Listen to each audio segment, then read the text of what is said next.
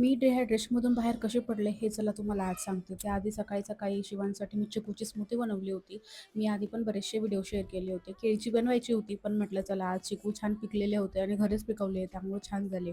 माझं पिल्लू एवढं छान आवडीनं डोसा खातोय ना, तर ते बघून माझा थकवा पूर्ण गेला होता.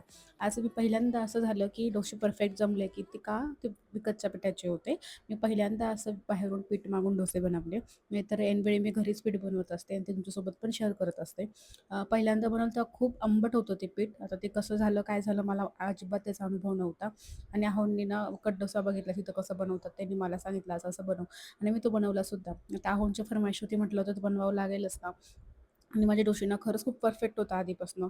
1-2दा झाले असतील, खराब पण नाही. आणि स्पंज डोसा आता आपण बाहेर मी 1-2 वेळेस खाल्लेला आणि दरवेळेस म्हणेन मी ट्राय करीन, पण ते राहून जायचं आणि एवढा छान झाला होता ना, तर मला माझंच कौतुक वाटत होतं. चला, माझं डिहायड्रेशन काय केलं माहिती आहे का? मी